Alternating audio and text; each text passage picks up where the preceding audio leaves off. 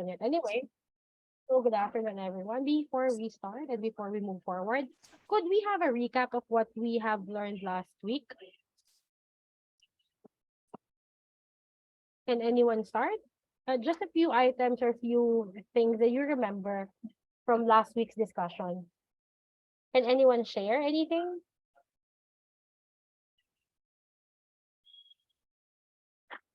Saglit lang, we do a 5-minute recap before we give the floor to the continuation of last week's presentation, which is we still have a few slides left to go.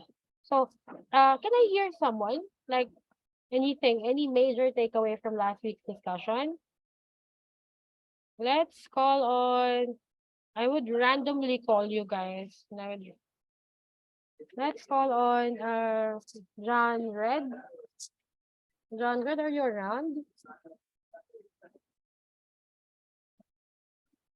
No, he's not around. Let's try Clarice Bengson. Since you're opposite John Red in the Zoom. Clarice, good afternoon. Good afternoon. Good afternoon, ma'am. Can you share to class what you have, your major takeaways from last week's discussion? Okay po. Last week po, nag-report po yung group 3 about postmodern architecture po. And yung narating po sa akin is yung green architecture, brutalism, tsaka po yung mga elements po niya. And naalala ko po under green architecture po, pinakilala po nila yung si Architect Ken Yong po, which is Ken Yong. Promoter po ng green architecture po. Yun lang. You know, guys, at this point in time, I would expect na, thank you so much, Clarice, no? I would expect na by this time, you can already differentiate, you can give the key differences of every architectural movement that we discussed. For example, when we talk about Byzantine architecture, what was really prominent during the Byzantine time? Was it the construction of the Dosseret block, or was it the non-cross type plan of churches that we have? Na when we say modern, or technically the late part of the modernism, which is the international style, then we're saying that it's something that has really minimum or minimal or close to none or no ornamentation at all. And then, if we talk about postmodernism, we're talking about dynamic structures, we're talking about those that are irregularly shaped, we're talking about those that would catch the attention of the user or the people who are passing by, diba? At this point in time, I want you guys to be familiar with all of those. Pero, as we get familiar with that, we also have to be familiar. You don't have to memorize. You don't have to memorize. But you have to be familiar with certain architects of each era, certain architects who are relevant in this in each period that we're talking about, and their major contributions. So this is exactly why, you know, the Pritzker Prize, it might not be discussed in your theory, but it's better we discuss it now so you have a background. Have you discussed the Pritzker Prize in any of your classes before? Not yet pa, no, Paolo? So, it might be taught to you, it might not be taught to you, but in your review, when you review for your board exam, this will be taught kasi this is being asked. It's like keeping up with the times kasi it's architecture, it's not really changing. I mean, hindi siya, it's not changing. Pero yung concept niya, kaya ka nga may board exam kasi may fixed concept kaya. Unlike, let's say, computer engineering, wala namang boards kasi continuous, mabilis, fast-paced yung pagbabago niya, fast-paced yung improvement niya. Of course, there is a growth in architecture. Nagbabago din yung architectural styles natin. Pero on a pace that's manageable for us to learn, for us to record, for us to be able to study. So, if we talk about the Pritzker Prize winners, and the Pritzker Prize itself, which is what we'll be talking about today, then we're acknowledging that there are architects that are known in their field, in their specific subfield ng architecture. Let's say, si ganto, green architecture, si Kenzo Tange, ganto, si Philip Johnson, ganto, si SOM, ganto, diba? So, we give time to that. So, with no more remarks from me and no more questions from you guys, do you have any more questions, comments? Before we give back the floor to Stephanie so she could share, Stephanie, I would allow you to screen share now. So, you're allowed to screen share now. Can you try and share your screen now? I don't think there's any more questions from the class, but if you guys have, feel free to type it in the chat box, send it in Messenger, send it via email, text message, or whatever. You know how to contact me. So, if there's nothing more, I would give the floor to the last part of group 3. Steph, you can share your screen now, and good luck.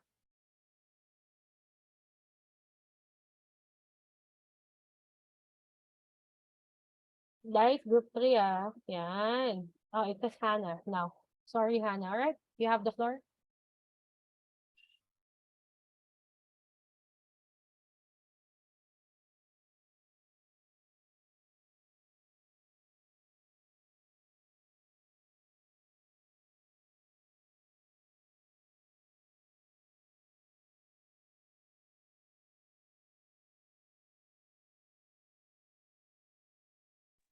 So, a pleasant day, everyone. So, we'll just be continuing our previous report about postmodern architecture as fast as we can. First reporter, you may now continue, please.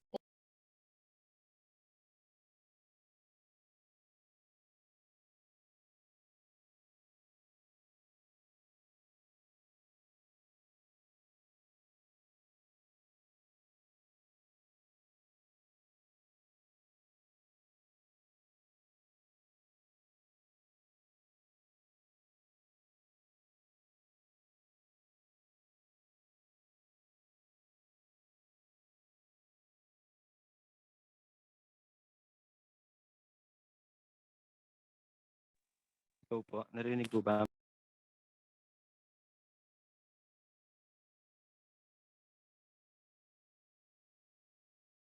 Dennis, yeah, you were audible before you stopped.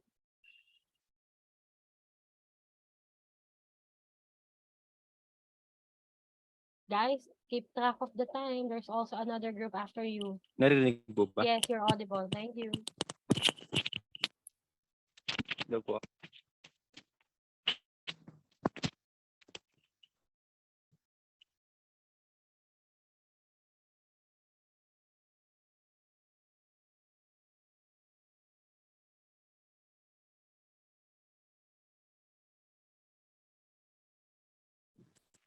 Brutalism. Brutalism or brutalist architecture is an architectural style that emerged during the 1950s in the United Kingdom among the reconstruction project of post-war era. Brutalism can be described in a single word: concrete. The, the term brutalism came from the French phrase "breton brut," which means raw concrete, because concrete was the primary and most common material used in brutalism. Dahil yung concrete ay readily available and fairly inexpensive sa panahong ito, yun yung naisip nilang perfect material for large-scale rebuilding project. Dahil sa panahong ito ay katatapos lang ng World War II kung saan maraming infrastructure ang nasira, at dahil na din sa pagbagsak ng ekonomiya, ito yung nakita nilang alternative para sa mga traditional building nung panahong yon. Dahil mas cheaper i-build yung mga brutal style building compare sa traditional style nung panahong yon. Dahil yung mga brutalist building ay hindi nangangailangan ng mga decorative design tulad ng mga wall cladding at mga painted walls. Brutalist building are characterized by minimalist constructions and that showcase the bare building materials and structural elements over decorative design. The style commonly make use of exposed and paint concrete or brick, angular geometric shapes, and predominant monochrome color palette. Other materials such as steel, timber, and glass are also features. Meaning, yung style na to ay mas ine-emphasize yung mga materials, textures, volume, at forms ng mismong structure rather than the decorative design. The movement began to decline in 1970s, having much criticized by being unwelcoming and inhuman. And another mark against brutalism was that the raw concrete used in construction didn't age well. Dahil sa overall aesthetic and appearance ng mga brutalist building, nakakatanggap ito ng iba't ibang criticism sa mga tao. Yung iba sinasabi ito na unfriendly and inhuman at intimidating. May isang pangyayari pa nga na dinescribe ito ni Prince Charles, yung National Theatre sa London, which is a brutal style building na mukha raw nuclear power plant station. At dahil sa komento niyang yon, umani ito ng iba't ibang opinion mula sa tao at sa mundo ng architecture. Another factor sa pagbagsak ng brutalist architecture is yung primary material na ginamit dito, which is yung concrete. Dahil alam naman natin yung concrete, madali siyang kumupas at sa katagalan, nagkakaroon ng mga problema tulad ng and water damage and decay or yung mga lumot. At ito yung mga nagiging dahilan ng pagbagsak ng overall appearance ng mga brutalist building. At dahil dito, unti-unting nawala yung appeal nito sa mga tao. Next po yung characteristic of brutalist building.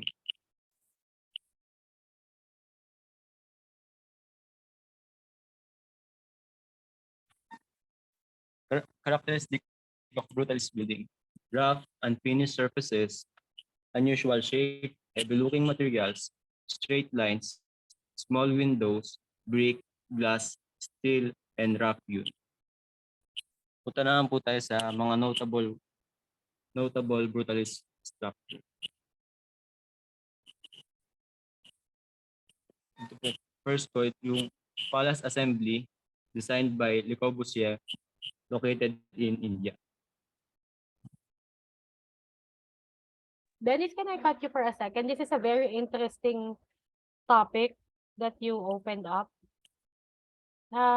You will encounter this city in your planning class, Plan 101. I think Chandigarh is actually a capital of Indian state in Punjab and Haryana.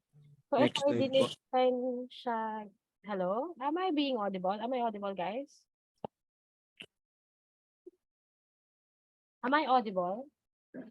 Yes po, ma'am. Yes po. Wait lang, sorry. Sorry, Dennis. Kasi Chandigarh is a very interesting topic. Kasi, you know, when it was being planned, I don't think ganito ka-detail yung i-discuss sa inyo sa planning nyo. Pero you know, the highways here or the roadworks in Chandigarh are arranged per category. Like, let's say, this is the most interesting part of it for me kasi transport planning yung tinitake ko now.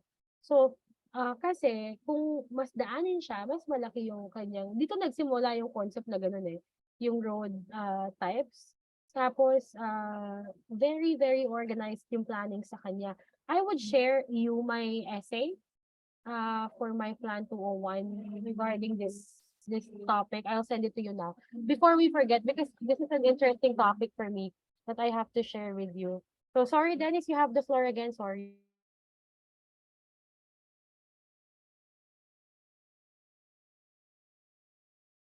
Dennis, you have the floor again. Sorry for interrupting you again. Sorry. Okay po. Next slide po.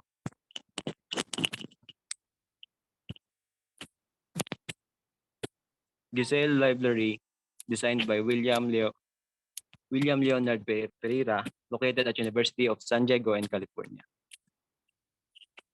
Next slide po.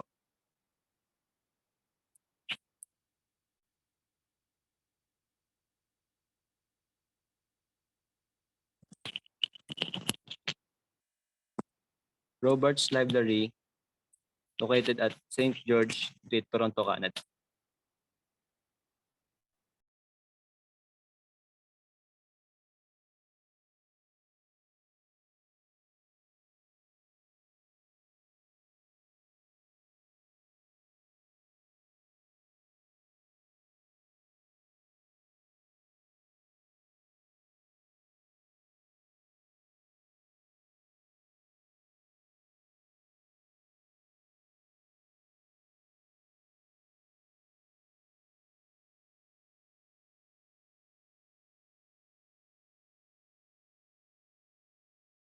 Guys, keep track of the time. Dennis, you may continue.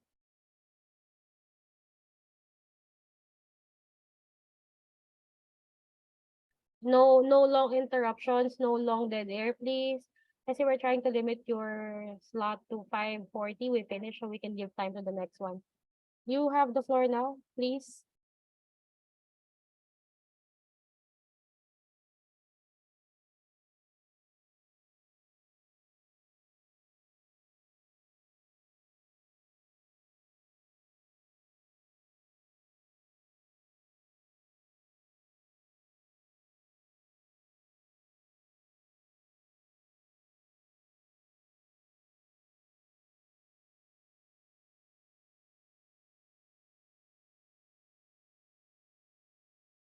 Guys, what's the hold up? Why are we not continuously speaking about the topic?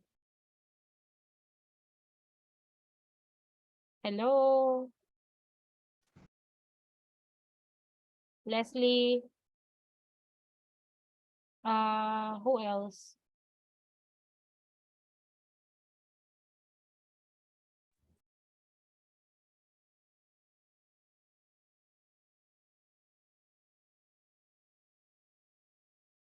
Guys, I will stop your screen share for a while. I will give the floor to the next one, kasi we're taking too much of the time.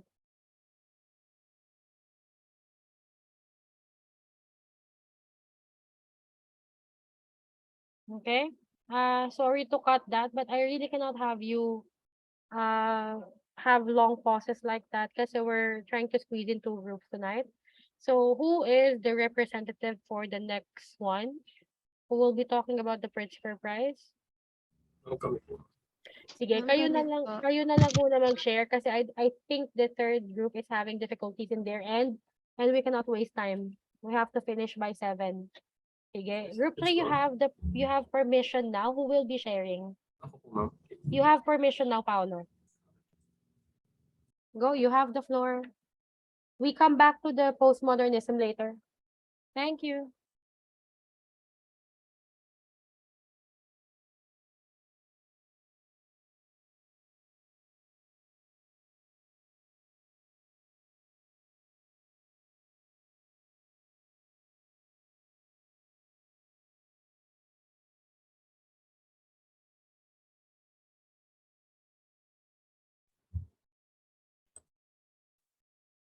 Kita na po yung screen ko. Yes, sir, and you're very audible. Thank you so much. Ano ba yung full screen po? Ito slideshow. Loading. Okay, game na.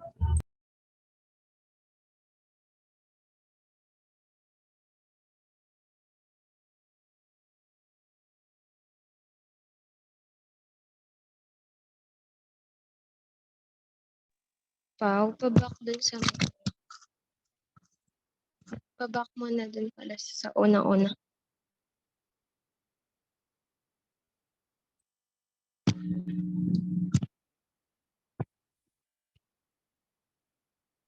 Yan, okay na. Okay na. Good day, everyone. We are the Group 4 and we are here to present the Pritzker Award and the winners of this award. So before that, let's know what is Pritzker Award. Go pa next slide. What is Pritzker Prize Award? Awarded to a living architect whose built work has produced consistent and significant contribution to humanity through the art of architecture. Ang purpose ng Pritzker Award is to give honor or acknowledge a living architect or architects whose built and who built works demonstrate a combination of those qualities of talents, visions, and commitment which has produced consistent and significant contributions to humanity and built environment through the art of architecture. Founded by J. Pritzker, the international prize, which is awarded each year to living architects for significant achievement, was established by Pritzker family of Chicago through the Hyatt Foundation in 1979. It's granted annually and it's often referred to as architectural Nobel or the professional's highest honor. Ito yung pinakamataas na award na nakukuha ng isang architect.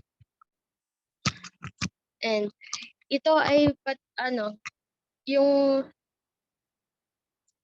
it is the award every year ginaganap to highlights and give acknowledge sa mga architect na nagbibigay ng mga contributions sa kanilang mga talento, na nagbibigay ng mga kahalagahan dun sa mga awarded to the living architect na nagbibigay nga ng consistent na significance sa contribution to humanity through the art of architecture.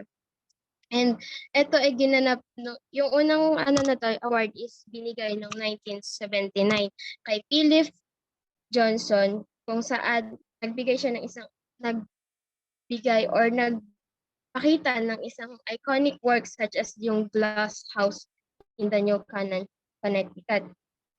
Tapos yung hanggang sa ngayon ay patuloy pa rin nagbibigay ng kay Francis. Ngayon yung 2022 Pritzker Award is kay Francis Kere ng yung first African architect to win the Pritzker Prize Award. So moving forward to the dun sa list ng winner ng mga nanalo ng Pritzker Award.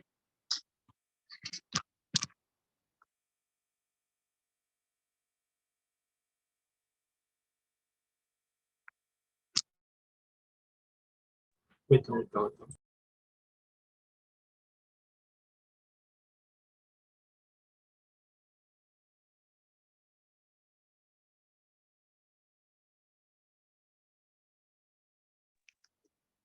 Good afternoon, everyone. Disclaimer lang po, yung iba po naming members is nilalagnat pa po. So I hope you understand po if their voices or medyo hindi po ganun ka-energetic. So yun lang po. But we will try our best to explain everything po. So start po tayo kay Philip Johnson. Noong 1979, siya ang kauna-unahang naka-receive ng Pritzker Architecture Prize, which left a remarkable contribution sa humanity, environment, and had defined modern architecture in his works. Ipinanganak siya sa Cleveland, Ohio, at nag-aral siya sa Harvard University ng History and Philosophy. Na-inspire si Johnson when he was younger sa modernist style, pero hindi pa siya architect noon, but isa siyang curator, kung saan nag-start yung legacy niya. Yung most famous work po niya is yung The Glass House in Connecticut. Tama po ba yung pronunciation ko? The Glass House po ni Philip Johnson in New Canaan is a home para po sa kanya, or it's his residence. He constructed for his master degree thesis. Dinesign po niya to be an open surrounding landscape and overlooks a pond. He even used dark colors para po sa steel na ginamit niya dun sa bahay. Rectilinear structure means that all edges po ay forming right angles and yung walls are made up of huge glass panels para magkaroon ng blend ng minimalistic and modern architecture. Ngayon po, isa na po siyang National Trust for Historic Preservation Site. Nagwe-welcome po siya ng visitors dito for tours from May through November. Yung dictum po ni Philip Johnson, one of the things na sinabi po niya is all architecture is shelter. All great architecture is the design of a space that contains, cuddles, exalts, or stimulates the persons in that space. So ito po isa sa it remains a purpose of architecture until these days. Sa architectural movement naman po ay postmodernism and modernism, and specifically po yung international style. Simula sa early modern modern structures hanggang sa postmodern buildings, Johnson defined several architectural movements over the timeline of his decades. Siya ay isang prominent advocate of the international style wherein simplicity and extensive use of glasses are emphasized. Yung paggamit po ng steel, which we've seen sa glass house, and surfaces ng mga walls are mostly all the time are plain and clean. He contributed a lot in defining postmodernist architecture, pero the term international style has been credited to him since nag-work siya sa isang museum na puro ina-exhibit is about modern architecture or modern arts and design, kung saan may exhibition ng mga modern works, and he earned an important role sa modernism movement. Notable award, of course, the first recipient of the Pritzker Prize in 1979, but also he bagged an American Institute of Architects Gold Medal. Yung recognition po na to is given to architects who have offered works that are timeless and remains on the architecture's practices. He also was appointed the director of the Department of Architecture at the Museum of Modern Art, New York. So, move on na po tayo sa kay Luis Barragan, 1980. Pagdating naman po sa bright colors, traditional architecture, shadow, light, form, and texture, Luis Barragan, who was an engineer and a self-trained architect from Mexico, has placed an impact also in modern Mexican architecture, but he called himself also a landscape architect. Yung most famous work po niya is yung Casa Barragan. Ang Casa Barragan ay residence po niya, ito po ay sa kanya din, kung saan nandun din po ay ang kanyang design studios. Also, the building played an important role sa pag-conserve ng surrounding culture and nature. It has extreme use of raw materials to the inhibition, the colors of Mexican architecture like yellow and pink make this globally known yet local exceptional qualities. Ngayon na po ay declare na po siya as a UNESCO heritage site. The decors and detailings of the interior residence alongside with the play of light and shadow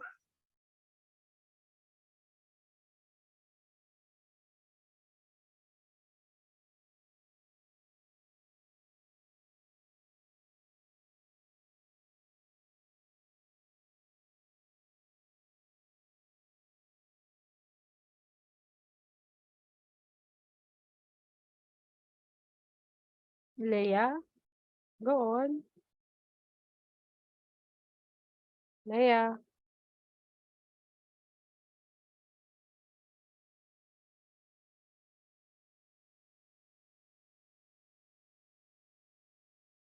Leia, go on, Leia. Ma'am, nagka-problem po ata si Leia. We move forward. So this is Louis Barragan. He got the award right after Johnson in 1980. His most famous work is Casa Barragan. What I read about Louis is that he favored doing more dynamic structures, more eye-catchy structures. Hindi siya yung, at this point in time, they were already rampant sa modernism, international style and everything, but he went against that, and therefore he won because of his eye-catching designs and all. Can we get the next slide, please? Sorry, stay. As most famous dictum, according to your research, because actually, Baragan is someone na wala akong masyadong reading. So you see here, the art of seeing. It is essential to an architect to know how we see. I mean, to see in such a way that the vision is not overpowered by rational analysis. That's his thinking eh. Kasi di ba tayo form follows function. Pag nakita pa lang natin sa labas yung bintana, being a small awning window, we know already that's for a TNB. Diba? But this guy, he wanted it to make it, something that you wouldn't expect. So that's Louis Barragan for you. Next slide, please. Up until when si Leia? Ma'am, ito na po ako. Hello Sorry. po. Sorry, go. Good luck. Naririnig po ba? Nagluhipat po ako, nag-shutdown po yung phone ko eh. No problem, go. You're very audible. Sana po mo. Ano po ako mo? James Sterling.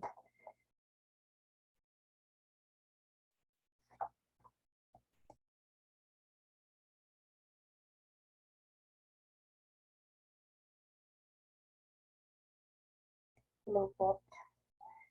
James Sterling, 1981.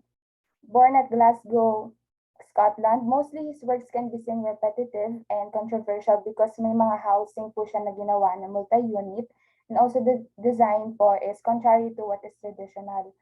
Yung most work po niya, as you've seen in the slide, yung the New Straps Gallery sa Germany, isa po tong art museum, one of the most known and leading museum po sa Europe. And ini-strengthen po niya yung influence ng culture ng Germany.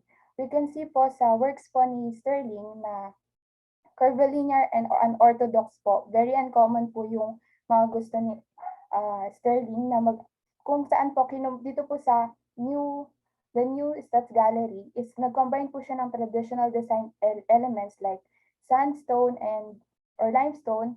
And meron din pong mga architraves, gables, columns na in-incorporate po siya dito sa building na ito. But also may combination din po ng modern elements and industrial materials like industrial steel to represent po evolving of arts and design sa architecture. Yung slope po within the site was said to be also an advantage to this building. Yung known dictum po niya is, I believe that the shapes of a building should indicate, perhaps display the usage and way of life of its occupants, and it's therefore likely to be rich and varied in appearance, and its expression is unlikely to be simple. We've seen po sa kanyang work na hindi talaga simple yung appearance ng mga buildings, whether it to be a public or multi-unit buildings and even a student accommodation building. He still uses uncommon and irregular forms because he view it as a rich display in the vision of people. Yung sa kanyang movement naman po is postmodernism. Nung una po sa mga early works niya, new brutalist style po yung ginagamit niya, kung saan yung low-rise housing projects pa lang po yung ginagawa niya. Pero nung nawala po yung partnerships nila ni James Gowan, nag-evolve po yung style niya into postmodernism, kung saan yung colors and geometric forms are usually complex and decorative. That is, he began his career sa modern movement. His architecture po usually described as non-conformist, consistently brought annoyance in conventional circle. As you can see po, mga parang curvilinear or mga complex po yung ginagamit niyang forms. And he was also an unparalleled innovator po siya ng post-war international architecture, which focuses more on function. And he was awarded the Pritzker Prize in 1981. Next slide.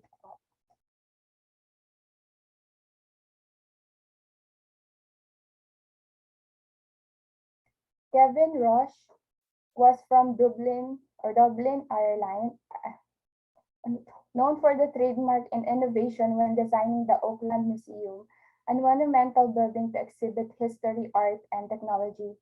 He also had numerous awards received. Yung most famous work po niya is the College Life Insurance Company headquarters. It was completed in 1970. They designed a building po wherein kung saan po parang meron pong future, pwede silang mag-addition ng floor space. Pero that time po, the initial plan po is that gagawa sila ng 9 na identical buildings, pero yung expansion po is hindi po na-achieve, hindi po siya na-fulfilled. So naging na-stuck na po sila sa 3 buildings na lang po. So yung trio na yun is known as the pyramids for their simple geometry and glass facades na naka-islant. Para mabawasan yung paggamit ng elevator, the greater portion of the population occupies the lowest and largest floors, including the cafeteria, kung saan po yung may access lang, doon po yung na maraming tao, doon po yung pinaka yun po yung nasa baba. And while the executives po ay doon po sa pinakataas. Known dictum po is it is not postmodern or pre-modern. It is simply the most obvious thing I could have done. It is an important center of economic activity. The design began with a need and it addresses the problem of accommodating office workers in a suitable environment. So it is when he said that it is what he said when talking about the corporate headquarters for General Foods. So hindi niya in-specified yung kung post-modern or pre-modern, basta na-meet niyang or na-accommodate yung needs ng tao, yung highly emphasized sa kanyang philosophy regarding the General Foods in New York. Architectural movement po is, it represents the great flourishing of American corporate architecture in the decades after the Second World War. Postmodernism pa din po. And mostly complex, and yung interior ni Roche at which also resulted na ma-isolate yung design niya into a traditional urban context. Notable award, he has received numerous awards including the Pritzker in 1982, the AIA or Gold Medal, and the American Academy of Arts and Letters Gold Medal. Next po.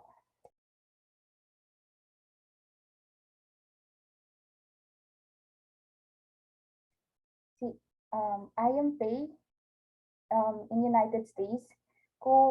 Very familiar po to sa atin yung Louvre Pyramid sa Paris, France. Ito po ay made of glass and steel na nagsiserve po ito na main entrance sa isang museum. So to alleviate traffic in the galleries and allowing the museum to expand the place to share more collection and arts, this landmark project has become synonymous with both the museum and the city of Paris, which became a practical design. It is in crystalline structure and para siyang proportion ng Pyramid of Giza, standing 22 meters high. And yung pyramid na to, it is yung main entrance. It invites visitor to explore the historic museum underground. Yung dictum naman po niya in a jury citation for the Pritzker Prize in 1983, it was stated that architecture can be characterized by its faith in modernism, humanized by its subtlety, lyricism, and beauty. Architectural movement, postmodernism, there is an explicit geometries and complexity in his projects, slightly modify yung by believing that slightly modified po yung kanyang mga forms, and it follows intention, meaning that structure should be meaningful and practical sa kanyang mga design. And very versatile po and innovative yung kanyang style.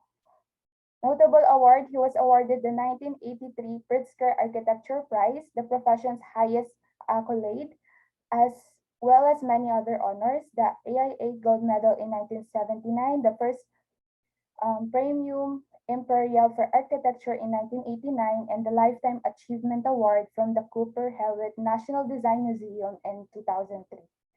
Next po.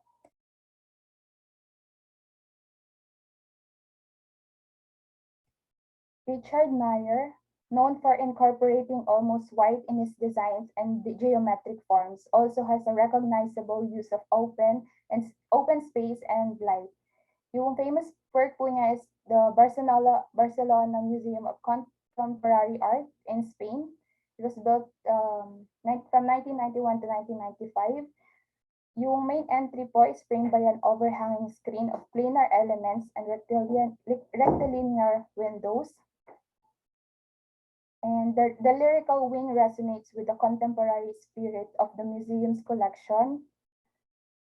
The extensively glazed atrium, pati rin po yung orienting the visitor and mediating between the museum's most public space and the volumes of galleries. The known philosophy or dictum,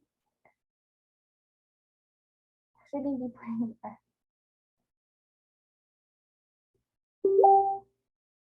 the clarity of the building, the openness, the direct articulation of private and public spaces, how it relates to the land and water. Architectural movement, postmodernism, popular for his interesting geometric designs and prominent use of color white. So, yun po ang kanyang style. Geometric designs and prominent use of color white.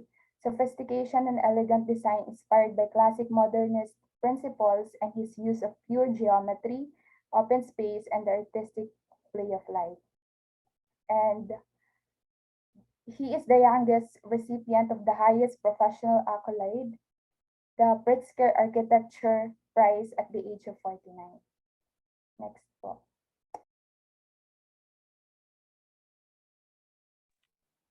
Hello po. Audible po ba? Yes, very audible. Please go on. So we move on po sa 1985 awardee, which is Hans Hollein. He is an Austrian architect, and he is known for being one of the key figures of the postmodern architecture. Tinawag po siyang Baroque rebel for his witty and very groundbreaking designs. And si Hans po, nireject na yung principle na form follows function. Kasi naniniwala siya na yung building, it actually should function, pero it doesn't necessarily mean na yung form nito must be determined by that function. It can go beyond po. Yun po yung kanyang paniniwala. And yung most famous work niya is yung Haas House. Kung makikita po natin, It is one of the most disputed building projects of the late 20th century in Vienna. So bakit po naging disputed building? Kasi po, naging controversial itong building na ito since he introduced concrete and glass structure right next to a sacred building, yung St. Stephen's Cathedral that time. So yung mga tao parang pinag-uusapan talaga na, bakit nandito yung building na ganito? So very kakaiba kasi that time, di ba? Nag-uumpisa pa lang din sa postmodern. Pero ngayon, naging important monument na siya sa contemporary architecture and which houses shops, a restaurant, bar, and a hotel. And yung second naman po na most famous work is yung Albertina extension. It is museum, infamous museum that houses one of the largest and most important print rooms in the world. So ang kanya pong dictum is everything is architecture, which is actually a polemic text that he published in 1968. So connected po siya sa paniniwala niya na the form doesn't necessarily should follow function and it go beyond. Kung gusto mo pong mag-build ng curve, ng cube, or ng anything na you can imagine, it is possible po sa architecture. And yes, the architectural movement is postmodern architecture, which is, we know, very visible po dito sa house na may curved forms, decorative elements, yung asymmetrical design din po, and other features pa po na nakuha niya from earlier periods. So next po. So next is the 1986 awardee is Gottfried Bohm. He was a German architect and sculptor. He combined traditional architectural styles with modern materials and sculptural forms to create expressionist sculptures and structures that were gracefully integrated into their landscapes. His reputation is based on creating highly sculptural buildings made of concrete, steel, and glass. Kilala po siya bilang architect during the post-war in Germany, and he was able to design around 60 churches, which most of them became an iconic modern architectural structure. Ito po yung nasa taas, yung parang striking jewel-like structure, which is made of reinforced concrete. Ito po yung Pilgrimage Church of Mary, Queen of Peace. And yung second naman po is yung Christ Resurrection. It is a Catholic church na in the district of Lindenthal in Cologne. It was built between 1968 to 1970. And yung dictum naman po ni Gottfried Bohm is, a building is a human being's space and the background for his dignity, and its exterior should reflect its contents and function. So, as an expressionist and sculptor po, parang pinapakita niya, gusto niyang mag-reflect lahat ng kanyang gagawin sa structure based po sa content at sa kung anong gusto niyang ipakita dito. So, next po. Kenzo Tange. He was a Japanese architect and he was the lead architect in the movement of modernism in Japan. Although kahit po kilala po siya sa modernism movement, hindi pa rin niya po tinanggal yung traditional architecture sa Japan, and he still incorporated this sa kanya pong mga design. And kanya pong most famous work is yung Tokyo Metropolitan Government Building and yung St. Mary's Cathedral. So yung dictum niya po, there is a powerful need for symbolism, and that means the architecture must have something that appeals to the human heart. Hindi lang po siya basta gumagawa ng structure or ng form. Kailangan po nagsisymbolize ito, and he believed na kapag nakarelate yung tao dito or kapag he was able to connect it sa mga tao, doon po nakikita kung gaano po yung value ng building para sa kanya. And sa architectural movement, post-war modernism, and also a father of metabolism. Yung metabolism movement po is na-occurred po siya sa Japan and created in the 1960s, founded by the students of Kenzo Tange, including Keisha Kurokawa and Fumihiko Maki. And siya po yung naging father nito since mentor or professor nga po siya ng mga young architects. And this style and movement believe that the city should be built to account for future changes. Po yung isa sa mga great example ng metabolism movement. Sorry po, hindi po na-include dito. So, next po tayo. 1988 awardee Oscar Niemeyer. He was a Brazilian architect who is considered to be one of the key figures in the development of modern architecture. Kanya pong design ng civic buildings sa Brasilia. Yung planned city po sa Brazil na kung saan inscribed as a UNESCO World Heritage Site in 1987 due to its modernist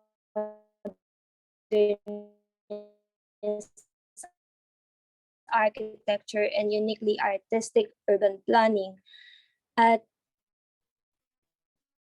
ilan pong mga buildings na natayo niya po dito sa may city na ito is yung nakalagay po sa screen, which are the Cathedral of Brasilia, yung ito pong parang almost crown-like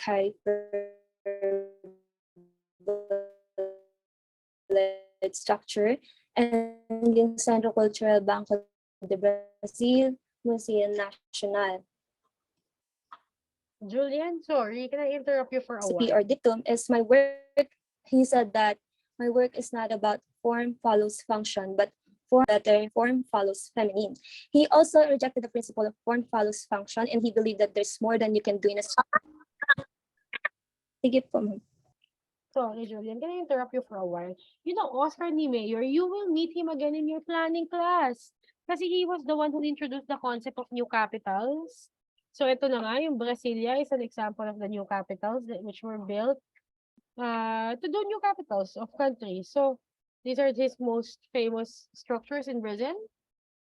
So yun lang, just a reminder. Kasi he was one of these people who are not actually following yung dictum natin from the previous discussions, which is form follows function. Siya naman is form follows beauty. You remember this one. Kasi, why I stopped you, Julian? Kasi it's natural for people to follow the way of beauty. Which is true, kung saan maganda, doon pupunta yung tao. That's his belief. So, next, sorry, you have the floor again.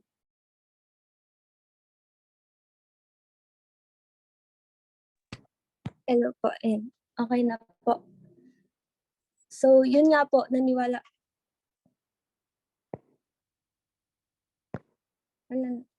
Bumalik. So, naniwala po siya sa form follows beauty. And he believed that there's more that you can do in a structure to realize its real potential beauty. Hindi lang po sa pag-follow, hindi lang po nalilimit sa pag-follow sa function nito. So next po natin is another awardee po sa 1988, which is Gordon Von Schaff. He is an American architect and lead designer of the Lever House and many of America's most historically prominent buildings. And as he won the Pritzker Prize, he is credited with ushering in a new era of modernist skyscraper design and corporate architecture. His most famous work is the Lever House in New York and yung Beinecke Rare Book and Manuscript Library at Yale.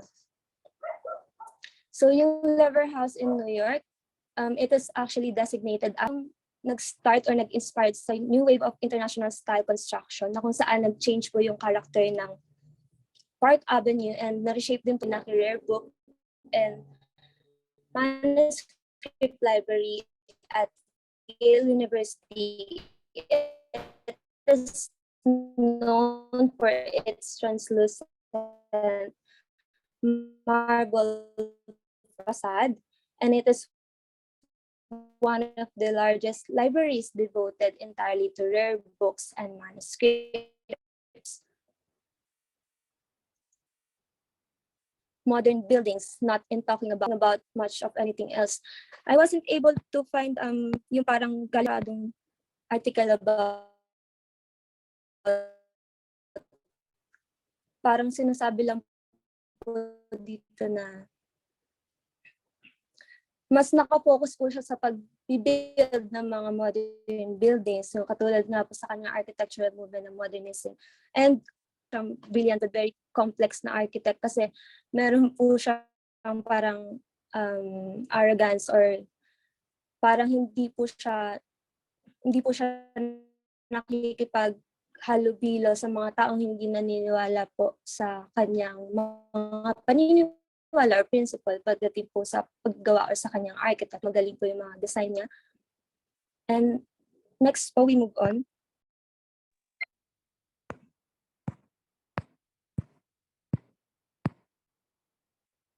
Nawala po ba yung screen? Nawala yung slide po. Can you share again?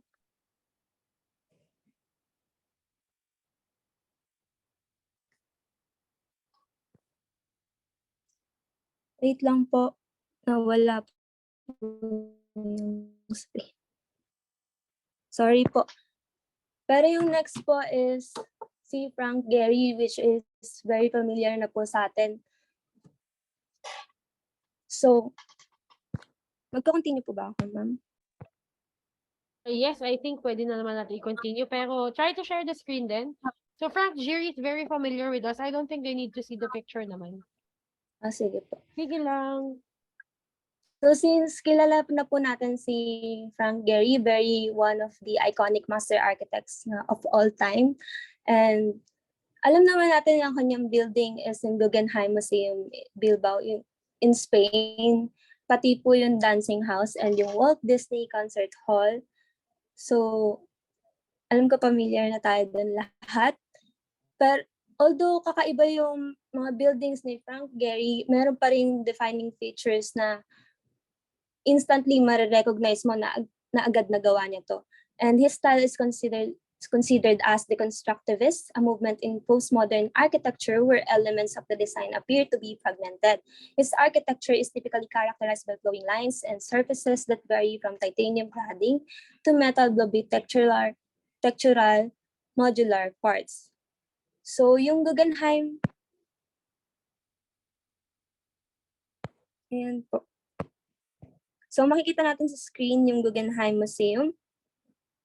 It was hailed as the most important building in its time.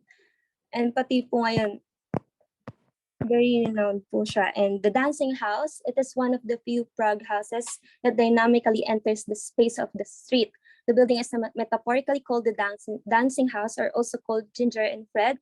It is named this way because of the towers reminding of the famous dancers Ginger Rogers and Fred Astaire. So yung kanyang dictum is that architecture should speak of its time and place but yearn for timelessness. So makikita naman po natin sa kanyang mga gawa na sobrang tumatak po ito during its time or during po ng mga panahon na nagawa pa lang siya. But then, up until now, naging iconic pa po, and a lot of aspiring architects are looking up to him, to his designs po. So, I think po yung philosophy po ni Frank Gehry. So, architectural movement, deconstructivism, yun po. Next, we have pa-next po na slide.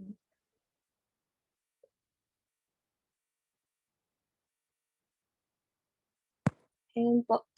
So, the 1990 awardee is Aldo Rossi. He was an Italian architect. And actually, he was the first Italian to receive the Pritzker Prize for Architecture. So he was a designer who achieved international recognition in 4 distinct areas: architectural theory, drawing and design, and also product design. He was one of the leading exponents of his work is yung Teatro del Mondo in Venice, 1980. It is a floating theater The wood-clad structure featuring an octagonal tower recalled the Venetian tradition of floating theaters and Rossi believed that tapestry of the city. So kanya pong dictum is one can say that the city itself is the collective memory of its people, and like memory, it is associated with objects and places. The city is the locus of the collective memory. So parang sinabi niya rin po na bago ka po makagawa ng architecture, dapat kilala mo rin yung city na ito since dito pumapasok. Nandito lahat ng mga stories, lahat ng memories na meron po yung tao na nakatira doon. And his architectural movement, postmodern architecture, or neo-rationalism. It is an Italian movement po inspired by the rationalists. And the main point of this neo-rationalism is that it rejects the notion of the architecture must end and begin in technology. This movement focuses on the social and cultural importance of existing urban structures, was a fruitful source for abundant creation. Next po.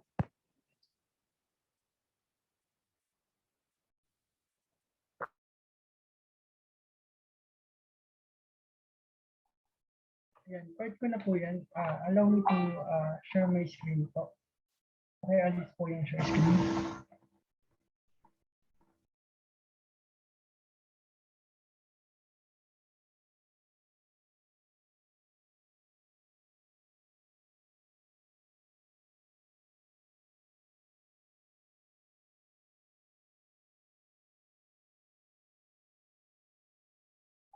Okay na po. Kita po yung screen.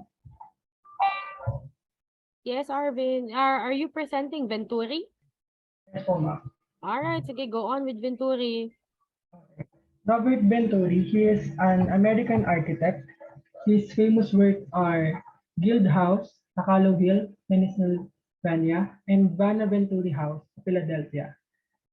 Fun fact po about Robert Venturi, he is the father of postmodernism architecture, and he is belong so in postmodern architecture then as well.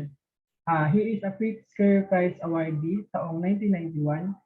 Ang kanyang dictum of philosophy ay ito, sikat na sikat, less is a boy. Na-limit natin itong naririnig o nababasa sa internet. So ayan po, less is a boy. Para sa kanya, kay Robert Venturi, ang less daw po, hindi siya fan ng less. Gusto niya maraming details, maraming ornaments, maraming elements.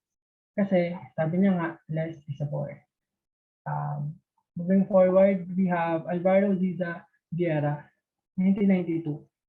Si Vieira po ay isang Portuguese architect. His famous works po ay Pavilion of Portugal at Expo 98. Yung Expo 98 po na yan ay isang lugar sa Portugal. At yung Bonjour Lisette apartment sa Berlin. Siya po ay kabilang sa architectural movement ng Poetic Modern Architecture. Siya po ay Pritzker Prize awardee taong 1992.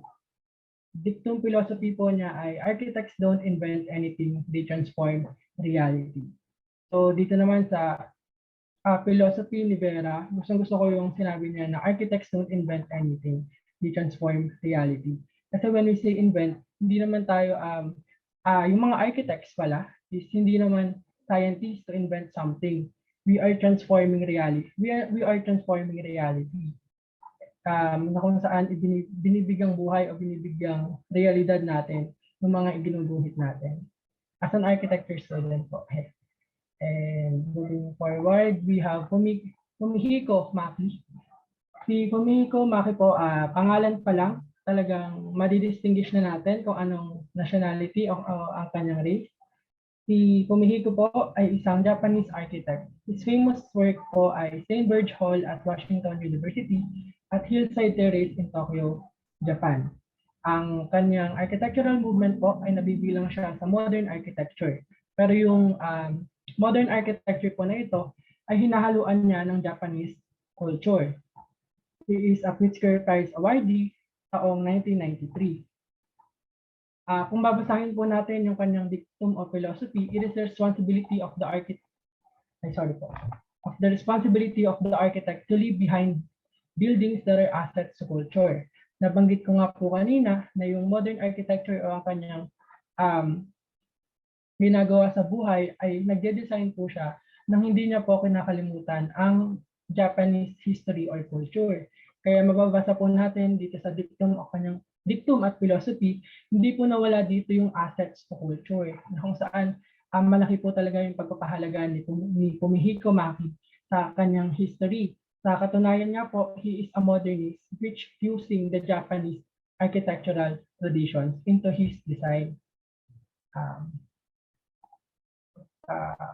Sunod naman po, si Christian de Port-Zampart. Isa po siyang French architect. So, ganyan po yung pagbabasa sa name niya. Christian de Port-Zampart. Most famous work niya po ay 157 in Manhattan, New York sa USA at Queens Tower sa 400 Park Avenue South sa New York naman. Nabibilang po siya sa postmodern architecture sa architectural movement. Isa po siyang Pritzker Prize awardee taong 1994. Ang kanyang dictum of philosophy naman, when I am true to my inspiration, even fight for my design po yun, the project always turns out well. So, yung kanyang dictum of philosophy ay nakatugma po doon sa kanyang mga works na inilagay ko dito, which is yung 157 in Manhattan, saka yung Prince Tower. Kung mapapansin po natin, nandito pa sa bandang kaliwa, high-rise po yung mga dinedesign niya. Kalimitan po. Kaya naman, sabi niya dito, when I am true to my inspiration, even fight for my design, the project always turns out well. So, yun daw po. Si Tadao Ando. Personally, preferred ko tong si Tadao Ando kasi malalaman niyo kung bakit. So, si Tadao Ando, sa pangalan pa rin, nakikita na anticipate natin na isa siyang Japanese. He is a Japanese architect. His famous works are the Church on the Water in Hokkaido, Japan, and Church of Light in Ibaraki, Osaka, Japan. Ito naman po yun. Tingnan muna natin yung Church on the Water in Hokkaido, Japan. Yung Church on the Water in Hokkaido, Japan po, ayan po yung parang kulay blue, yung light sa left side. Makikita po natin dyan na sobrang, yung utak ni Tadao Ando, sobrang creative to the point na nagtayo siya ng church sa water. Well, hindi naman siya basically water. Nasa gitna lang siya ng water. Of course, may lupa pa rin yan. And yung church on the water na yan, sadly, he is a private church. So, hindi siya open for public. Pero, mali natin, pwede natin siya makita through searching na lang sa Google. Sa pangalawa naman, Church of Light in Ibaraki, Osaka, Japan. Ayan. Kaya po siya Church of Light kasi yung cross na yan na nasa image, it's actually light. So may opening yan. Kaya siya nagpo-form ng T or ng cross. Kaya kung mapapansin nyo, dun sa work ni Tadao Ando, nakalapat siya sa nature. Diba? Sa light, sa shadow, sa wind, ganyan. So further, moving forward, sa architectural movement, si Tadao Ando po ay nakasama sa modern architecture. And he is also a Pritzker Prize awardee taong 1995. Dictum philosophy, I do not believe architecture has to speak too much. It should remain silent and let the nature in guise of sunlight and wind. Ayan, ang bigyang atensyon naman po natin kanina, yung kanyang design philosophy o dictum ay nabigyang justice po ng Church on the Water at Church of Light na tinakal po natin kanina. And isa pa pong interesting fact about kay Tadao Ando, he is a self-taught architect. Ayan. Yung self-taught architect is literally wala siyang formal education na naating. He's just self-taught, ganun, for experiences, ganyan. So, kung magtataka kayo, bakit naging architect siya, like, licensed po siya yan, like, licensed architect. Bakit siya naging licensed architect? kung hindi naman siya nakapag-attain ng formal education. It's because of taong 1995 pa po siya. And kung makikita niyo naman, sobrang galing talaga ni Tadao Ando. So I don't think if it's lawfully right, but I think he deserves it naman. Lastly, we have, sorry. We have Rafael Monyo, 1996. Ayan po. His famous works are Museo del Prado Extension sa Madrid at yung Madrid Atocha Railway Station din sa Madrid. Ang kanyang architectural movement po na kinabibilangan ay contemporary architecture. He is Pritzker Prize awardee taong 1996 at ang kanyang dictum po ay building are always better than drawings and models. Nagustuhan ko rin dito yung dictum at yung philosophy na sinabi mo nyo. Actually, pinili ko talaga tong philosophy na to kahit hindi ito yung pinakasikat kasi may isa pang pinakasikat na sinabi si Rafael Pero ito yung nagustuhan ko kaya ito yung nilagay ko na buildings are always better than drawings and models. Kasi kung titingnan niyo naman, sobrang intricate talaga ng pagkakagawa or pagkakaplano ni Rafael Monyo dito sa railway station sa Madrid. Kung mapapansin natin, yung design sobrang elegant na talagang tingnan. In consideration sa year na ginawa na yan. Like 1990s na pag ginawa yan, pero tingnan niyo sobrang detailed talaga. Kaya namangha din ako doon at sumasang-ayon ako sa kanyang dictum na buildings are always better than drawings and models. Yeah.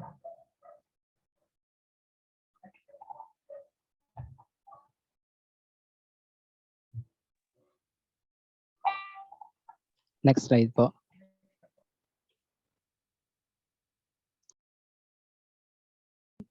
Moving on, as for the year 1997, Pritzker Prize Awards recognized the Norwegian architect Sverre Fehn. So among his most famous works is the Norwegian Pavilion, located in Norway. This is a building that opened in the year 1958. So he indulged in the architectural movement of modernism with a touch of traditional vernacular architecture. So I think the way that he reflected these movements in his works, especially vernacular architecture, is that he wanted to reflect the local needs of where he laid down his roots. He wanted his designs to speak volumes of the Nordic identity. So as one of his quotes goes, I have tried all my life to run away from the Nordic tradition, but I realized that it is difficult to run away from yourself. So his most notable award, of course, the Pritzker Prize Award. And as for his dictum or philosophy, he was heavily inspired by existentialists. So he sought to understand human existence and define one's place in this world. So he explored different ways of creating a place to be, defining architecturally the space between the earth and the sky. So architects Sverre Fehn definitely had a more philosophical approach with the way he designed his buildings. Kumbaga, he saw architecture as a means to tell a story, and he believed that architecture goes far beyond what meets the eye. So he wanted his structures to resemble a comfortable space to shelter human experiences between the earth and the sky. So next slide, please. So next up, in the year 1998, we have Renzo Piano. He is an Italian architect. So among his most famous works, the Shard, this is a skyscraper in London, England that was opened in the year 2013. So his architectural movement, so Renzo Piano's work has been called high-tech and bold postmodernism. So when you think about the idea of postmodernism, this photo right here, the example, is probably the kind of imagery that first pops into your head. So he indulges in the art of postmodernism. So, and he does a great job at that. So moreover, architecture critic Paul Goldberger states that unlike most other architectural stars, Piano has no signature style. Instead, his work is characterized by a genius of balance and context. So with attention to detail and maximizing the use of natural light, Piano's many projects exemplify how massive structures can retain a delicateness. So when we take a look at this example, the Shard, this is his skyscraper. So pag tinignan natin, sobrang massive niya. Pero if you actually take the time to observe the details, nandun pa rin yung delicateness.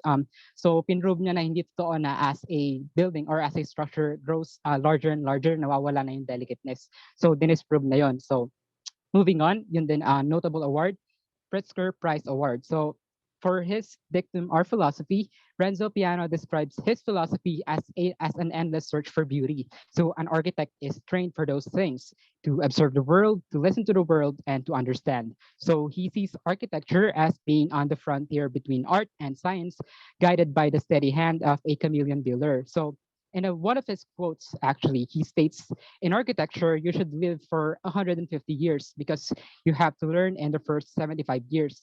So he explained, at 10 o'clock in the morning, you need to be a poet, but at 11, you must become a humanist. Otherwise, you'd lose your direction. And at noon, you absolutely need to be a builder because architecture at the end is the art of making buildings. So the way he sees architecture is that it is a work of art that doesn't happen overnight. He emphasized that creating something, creating isn't something you just do out of your spite. So you have to put in the years of work and effort into acquiring the skills and knowledge necessary in creating successful designs in the field. So next. So up next, we have Norman Foster. So he is a British architect. So among his famous works, the Hearst Tower. So most of us probably recognize this building. This is one of the most iconic buildings that we have in the postmodern world. So Hearst Tower, this is located in New York City, New York State in the United States. So his architectural movement, so Foster's architectural style is typically described as high-tech and modernist, similar to the previous ones. It employs the innovative use of materials like steel and glass. So as seen in his work right here, there is evident and extensive use of steel and glass that just screams modernism. So similarly, his most notable award is the Pritzker Prize Award. And for his philosophy, Foster's design philosophy involves the integration, regeneration, adaptability, flexibility, technology, and ecology. So Norman Foster wants his buildings to be environmentally friendly, but at the same time be pleasing places for people to be in and look at. So his designs takes full advantage of the latest technology, searching for great energy efficiency, excellent integration with the environment, and creating a user-friendly atmosphere and easy-to-use facilities. So while he immersed himself and his designs in cutting-edge technology, he made sure to utilize it, taking sustainability into account. So next, we have Rem Koolhaas. So he was the awardee in the year 2000. So he is a Dutch architect. He is based in the Netherlands. So one of his most famous works, the Rotterdam. This is a corporate office in Rotterdam, Netherlands that was completed in the year 2013. So his architectural movement, he has been called a modernist, a deconstructivist, and a structuralist. Yet many critics claim that he leans towards humanism. So his work searches for a link between technology and humanity. So he's also known for buildings that embrace the energy of modernity. So moving on, he was also awarded the Pritzker Prize Award, and his dictum or philosophy. So Koolhaas lives in a world of images, models, and processes, a world of ideas, not what it is, but what could be. So, as he states, we define an agenda, and then we look at the current moment and see where and in what way we could make certain breakthroughs. And that is completely independent of making constant sequence of architectural projects. So he has a knack for transcending conventional designs and deviating from the common formula. So simply put, he likes to think outside of the box when he designs. So next. So lastly, for my presentation, we have two awardees in the year 2001. So Jack Herzog and Pierre de Meuron. So one of their most famous works is the Beijing National Stadium, located in Beijing, China, that opened in the year 2008. So their architectural movement. So they are known for their reappropriation of traditional architecture elements and their inventive use of both natural and artificial materials. So one of the distinguishing characteristics of Herzog and de Meuron was that they had no house style. So their buildings might be made of mud or steel or wood or concrete, and they could be square or round or multiform or extravagant or austere, even though they somehow shared the same underlying attitudes. So the duo's best works are dazzlingly good, fertile in imagination, daring in its ideas, and precise in conception and execution as well. So their designs mostly delve in simplicity, yet they're nonetheless daring and striking. So they have a genius for making the materials and spaces of buildings perform the unexpected, which once done turns out to be apt for the lives that their architecture seeks to serve. So as for their dictum or philosophy, both architects actually carry out an organic philosophy, which means that their buildings are designed to fit in its natural surroundings. So for their design philosophy, they employ the principle of hidden geometry in nature. So as you can see here in the example, this is pretty evident. So the building is pretty resemblant of a geometric form. So a lot of people who look at their designs actually have a common thing to notice. So their designs have a similar perspective on nature, which makes them carry out simplicity of their shapes that are usually described as a shape of a box. So they make extensive use of the items that they find around them, such as a shoebox, and then employ either additive or subtractive form to modify its shape. So really it all boils down to a matter of creativity. So one of the major things that their philosophy teaches us is that you have all these objects around you, and it just comes down to how you modify them into art pieces, which are buildings that can fit into their environment, serve their purpose, and stand out with captivating aesthetic, turning simple shapes into something that speaks to its sheer magnificence and stupendousness. So next spot.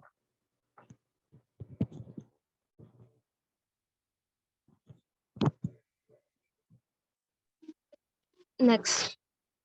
Ayan, okay na po pala. Ma'am, malinaw po. Sorry, who's that? Ma'am po yung audio. Sige, Camille, go. Very audible naman. So you're after Herzog and Demuron, no? Okay. Ma'am, hindi po delay. Hindi naman, hindi naman. Go on, you have the floor. Glenn Marcotte, an Australian architect born on 1936 in London. He is an Australian architect and winner of the 1992 Alvaro Aalto Medal, the 2002 Pritzker Award, and in 2009, he is an American Institute Architect Gold Medal. As an Australian architect winner and prestigious Pritzker Award, Marcotte is often stated as an Australian most famous architect.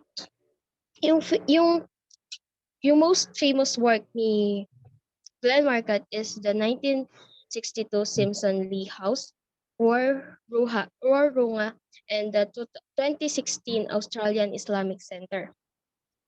Yung Simpson Lee House is inacknowledged siya as many a significant project in the evolution of Denmark's cut work. Located in the Blue Mountains, West Sydney, is a development of many of the ideas employed in House of Bingi, Bingi Point, but concentrated and refined, ref,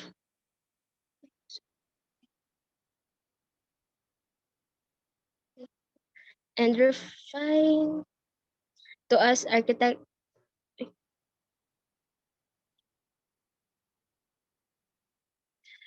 and refine as the result of more austere and abstract.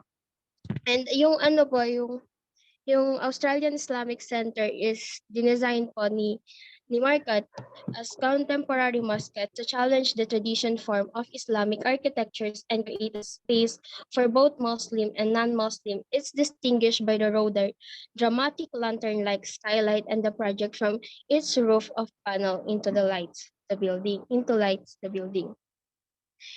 Yung architectural movement niya po is modernist movement, primary designing an environment sensitive modernist house that responds to the surroundings and climate as well as being scrupulously energy conscious has been named to receive the 2002 Pritzker Architecture Prize.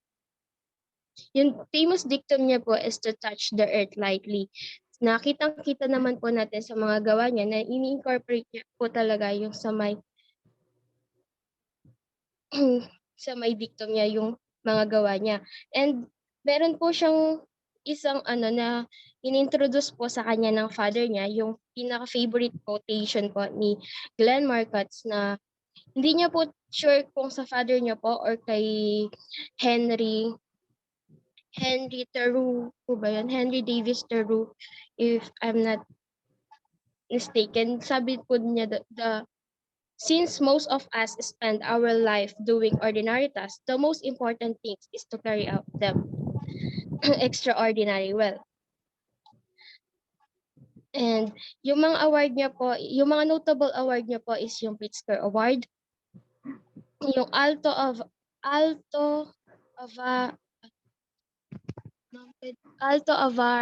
Avaro 2009. Wala po yung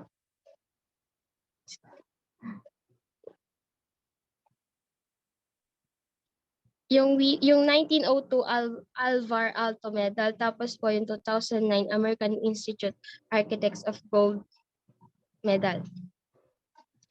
Next po.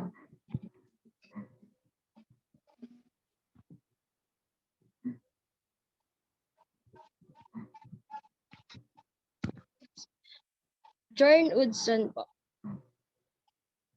Yorn. A Danish Yorn. Jorn Utzon. Sorry po, ma'am.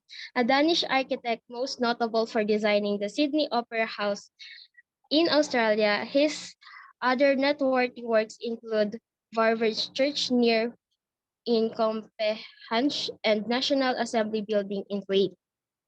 There is no doubt that Sydney, Australia is one of his masterpiece. Kitang-kita naman po na hanggang sa ngayon ay hinahangaan pa rin po yung physical characteristic nung sa may Sydney, Australia po na yung sa Opera House po. And yung famous dictum po ni George Utzon po is yung I like to be the edge of possible because it's something Johnson. His work shows the world that has been there and beyond. He proves that marvelous and seemingly impossible in architecture that can be achieved. He is always been ahead of his time and he is rightly joined and handful of modernists who have shaped the past century with the building of timeless and enduring the quality. Yung niya po is a modernist movement. And yung dictum niya nga po is I like to be the edge of the possible. Next po.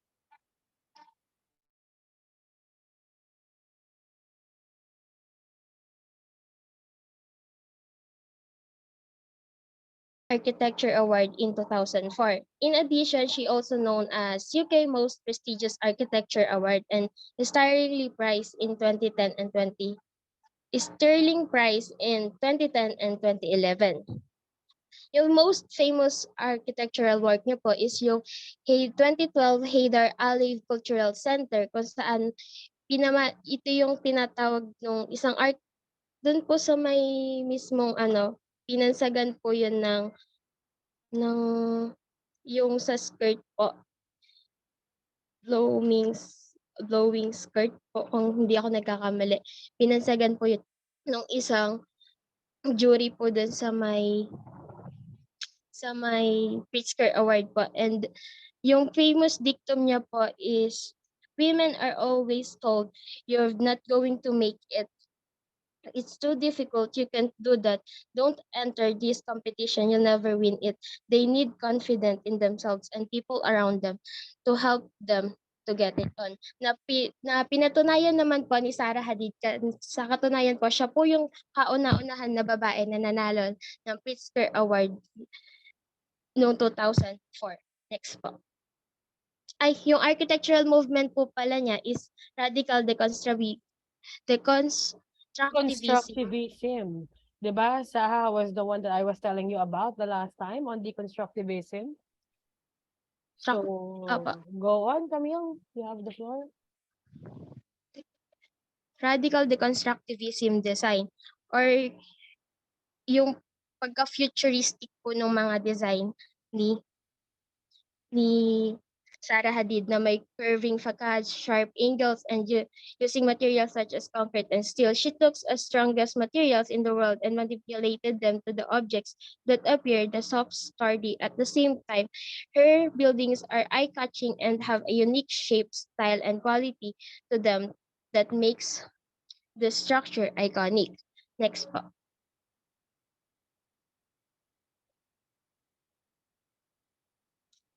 Si Tom Yan po. Si Tom Yan po is an American architect based in Los Angeles. In 1972, Mian helped coin the Southern California Institute Architect, where he is a trustee and received the Pritzker Award in 2005. Tom Yan, who found his firm more poised to surpass the bound in traditions, form, and materials, while also working to carve out the territory beyond the limits of modernist and postmodernist. Yung famous dictum niya po is, we will hold to what is difficult because it's difficult, and by it's difficult, it's worthy. That's the quote from the architect. Tomian is the monograph of his firm, Morphosis, which is found that in 1972 in Los Angeles. The thought expressed is rather typical of a man who has achieved distinction throughout the world and territories, author, teacher, and last but not no means least, as an architect. His stature is even more enhanced as a recipient of 2005 Pritzker Architecture Award. Mian's most recent building captured is the media attention, including the Caltrans District, 7 quarters, ito po yung nasa side, and the Science Education Resources Center or Science Centers. And the architectural movement niya po is postmodernism. And yung yung notable award niya nga po is yung sa Pritzker Award. Next po.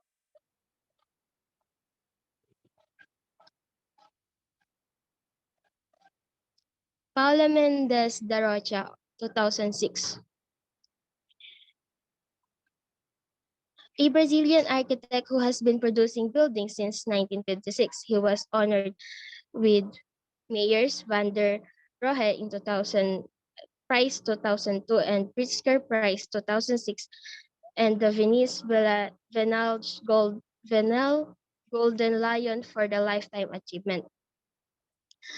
Paulo, known loosely as a creator of Paulist brutalist architecture, practitioner whose work often using the dimension of architecture, he is widely considered the most outstanding architect in Brazil. He is working mostly in a simple geometric forms. It's naked concrete. His building helped to define the country expression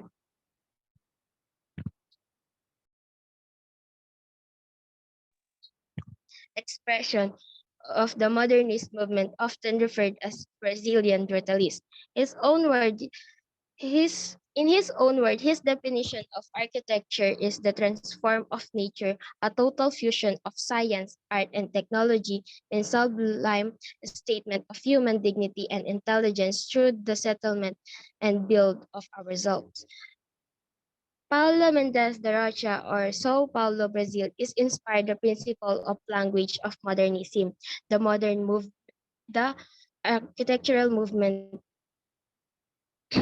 of his style, as well as through his bold use of simple materials, has over the past 6 decades produced buildings with a deep understanding of the poetic of spaces. He modifies the landscape and spaces with the architectural striving to meet the social static of human needs.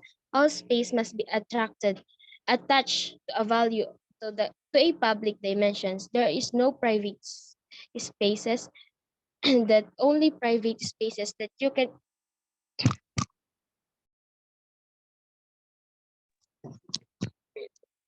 the only spaces that you can imagine is the human mind. Paulo Mendez de Rocha, Dictum and Philosophy. And yung famous niya po, work is yung 1957 Athletic Club of Paulo, Brazil. Yung nasa side po. Next po. Yeah. Hello po. Clear, excuse me po. Clear po ba ma'am yung boses ko, ma'am? Hello po. Yes, Paolo, very clear, very audible. Go on. Thank you po. Opo. So, I would like to apologize for my abrupt leaving kanina po. So, okay po. So in the year 2007, so the winner for the Pritzker Prize Award was Richard Rogers. So Richard Rogers is from the United Kingdom, but he is a British and Italian architect. So he was born in 1933 and he just died last year in the year 2022. So Richard Rogers is directly characterized by his particular style in architecture, which can be called high-tech architecture. So one of his most famous works is the Millennium Dome. So he is the mastermind for the Millennium Dome, and another one is the Centre Pompidou, and one of his most famous is the Lloyd's Building. So the Lloyd's Building is sometimes called the Inside Out Building. It is called Inside Out Building because many of its service like elements is placed outside of the building to maximize the inside of the structure itself. So this building is the leading example of radical Baolism architecture, which the services of the building, such as the docks and elevators, are located on the exterior. So this is one of the characteristical traits of the style of Richard Rogers. So his dictum and philosophy is that architecture is measured against the past, and you build in the present, and you try to imagine the future. So his dictum directly reflects his style of architecture, which says like his building is not going to be used for the past. It is going to be used for the present, but it is going to be designed in a way that it will be continued to be used for the future. So his architecture movement is the modern high-tech architecture. Yes, then his notable awards. He won the Pritzker Architecture Prize. He was also knighted by the Queen of England. He also won the River Royal Gold Medal in 1985, the Sterling Prize, and the Premium Imperiale Award. So next po. So here we have John Nouvel. So in 2008, John Nouvel was the winner of the Pritzker Prize Award. So who is John Nouvel? So John Nouvel is a French architect that broke the concept of modernism and postmodernism to create a style of his own. He had so many projects which are scattered all over the world, and his designs which shows harmony on its surroundings while incorporating his own style of modern and postmodern architecture. So John Nouvel is very famous for his works like the Ar2A Institute in Paris, which he won an award for in the Paris Philharmonic Theater. And one of the building that is considered to be his most famous works is the Torre Glories, or otherwise known as the Torre Akbar. So nawala. So Torre Akbar is a high-rise building with 38 floors that has similar shape to the Jerkin. So if you know the Jerkin, it's like a big pickle, a really giant pickle. So the shape or the main concept of the shape or the appearance of the Jerkin is similar to the Torre Glories. So So the Torre Glories, which houses office spaces and technical facilities, services, auditoriums, and parking spaces.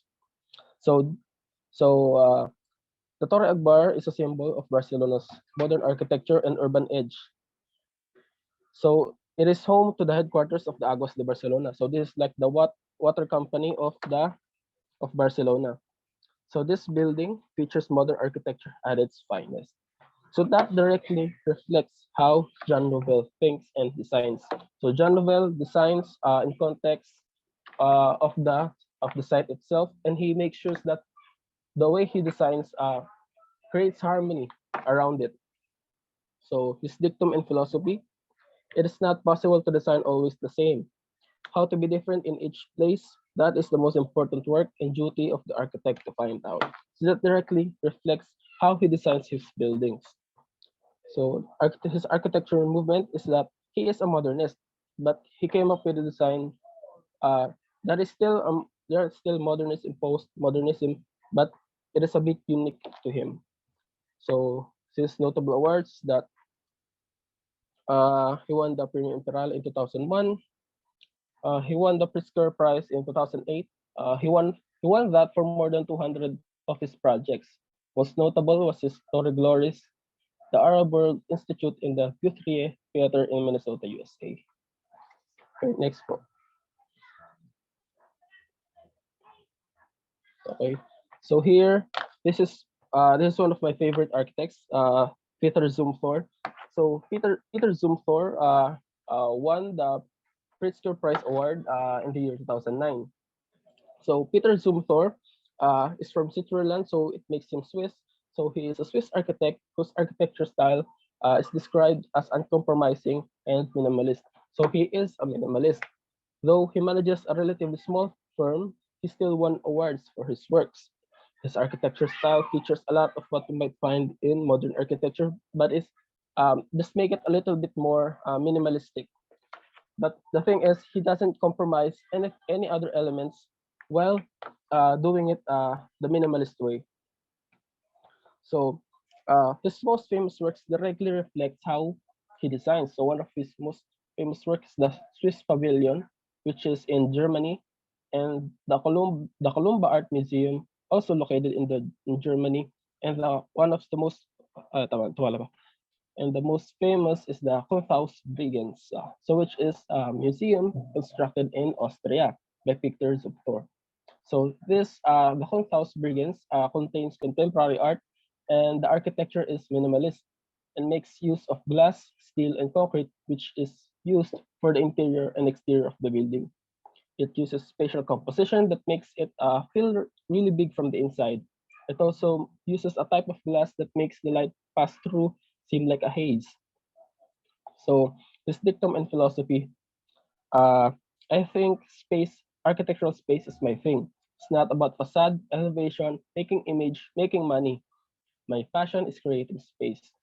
So on that note, uh, this uh, this describes how he thinks and how he designs. He pays little attention to how the not really little attention, but he focuses more on the space on the inside of the building. He doesn't go overly detailed on the facade.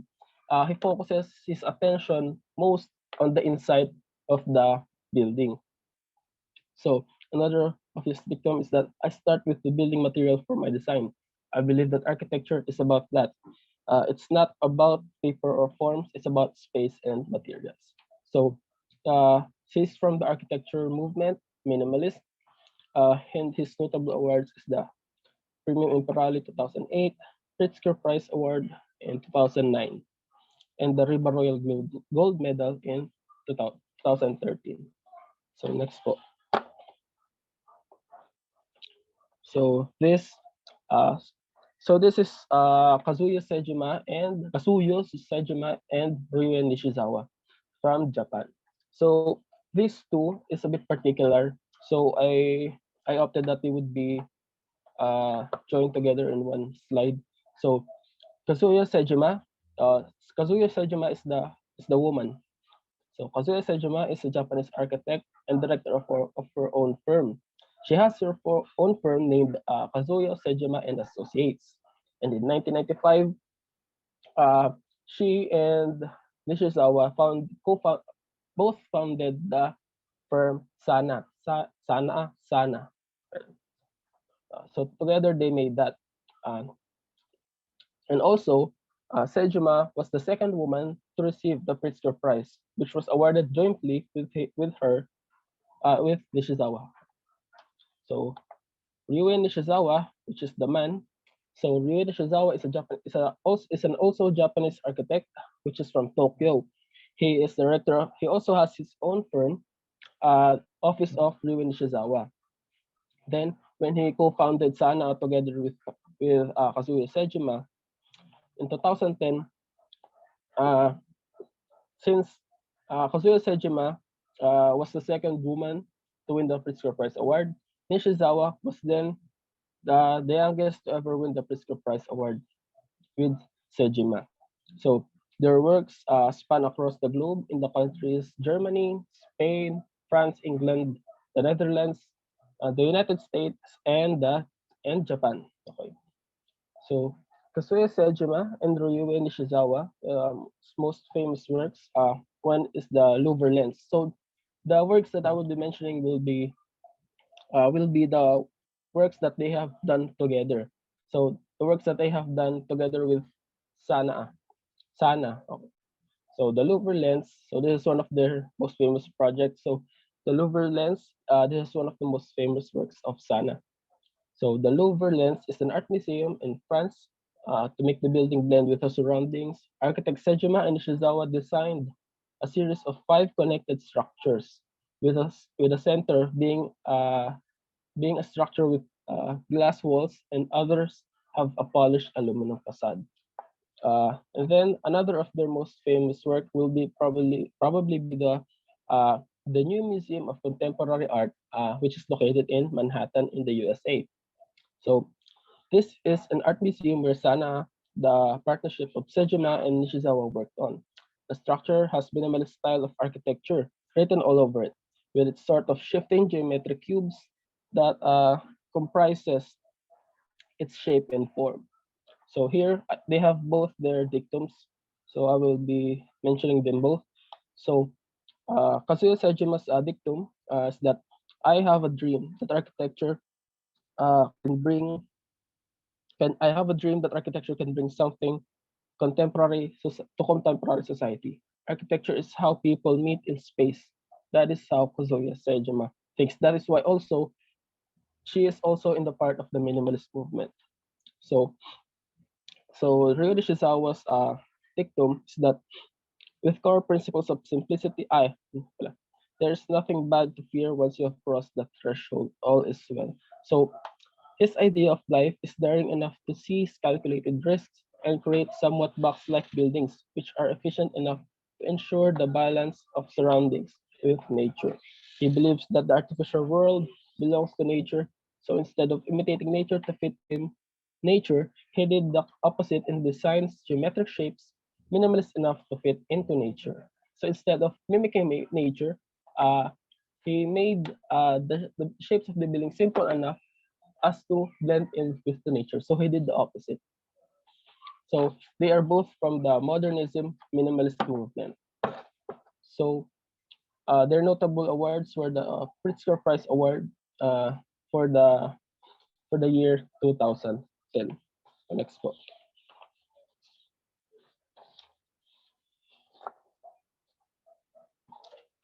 Next po. Okay, Eduardo.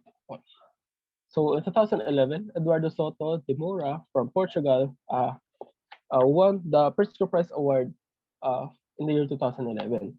So who is Eduardo Soto? So he is a Portuguese architect who is defined with his style of architecture, which is simple in shape and form, but can be serious and dramatic with his thoughtful use of colors and materials. The design of these structures fit directly with the context of the site and is very versatile and consistent and rarely affected by the current styles and trends. So one of his most famous works is the Casa Casa das Historias Paula Rego. So this a bit this this looks cool to me. I've actually looked at this more than once. So this is a museum located in Portugal. So the building consists of four wings with different shapes and sizes, with its two distinct red towers with red concrete, which made it its most distinct characteristic. So this reminds me like buildings and structures from Africa, which also uses brightly colored concrete mixes. So, so one of his most important, most famous structures is the Stadio Municipal de Braga. So this is like a stadium. So it's an all-seater football stadium located in Braga, Portugal, and the current home of the Sporting Club de Braga. So this the structure is nicknamed the Quarry because it is literally carved from Monte de Castro Quarry. So so from the quarry itself, they dug it and built the structure on top of it. So it is also the seventh largest football stadium in Portugal. Okay. So his dictum and philosophy: there's no ecological architecture, no intelligent architecture, and no sustainable architecture. There is only good architecture. There are always problems we must not neglect. For example, energy, resources, cost, social aspects. One must always pay attention to all of this. So this his dictum, his philosophy, uh, just like explains why he built the Stadio Municipal de Braga on top of the Monte de Castro quarry. That is because it has already been dug out. So all they have to do is like design a building on top of it. So that's like his philosophy. So he is from the modern Portuguese architecture. He integrates clean lines of minimalism with such non-minimal elements like colors and use of local materials.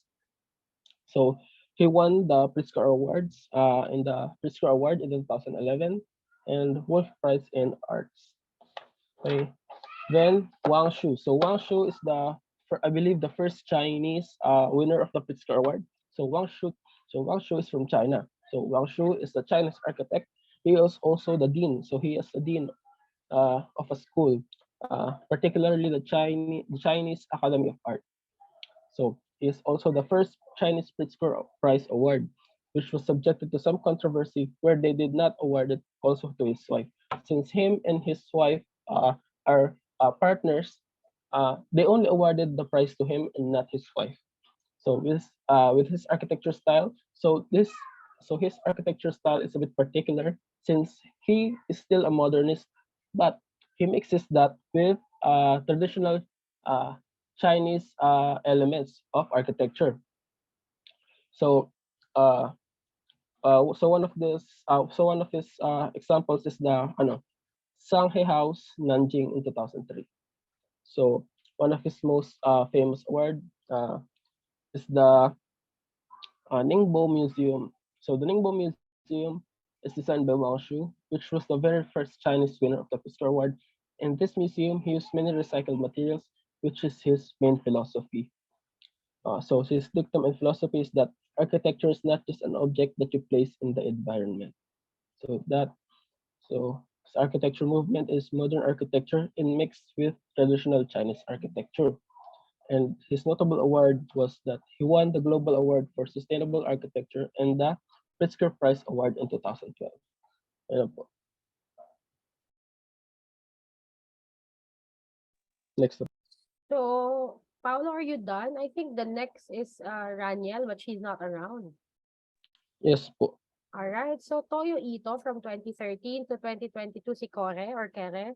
We'll continue this next week since it's 7:01 na. So, next week, guys, we will have our question and answer portion. Sorry, I can't entertain it now. We have to finish on time. I respect your time. And yeah, we continue with the postmodern, Dennis's part, and the Pritzker Prize awardee, which is Raniel's part. So see you guys next week, and I hope you have a productive week. If you have questions that can't wait until next week, you're free to chat. So just message in Messenger or email me your question so we can address it. So for now, I think this is class is dismissed for now. We see each other again next week. So good luck, guys. Thank you so much for this group. You will receive your grade maybe later when I watch it again. So thank you guys. Bye-bye. Thank you po, ma'am. Thank you po. Thank you po, ma'am.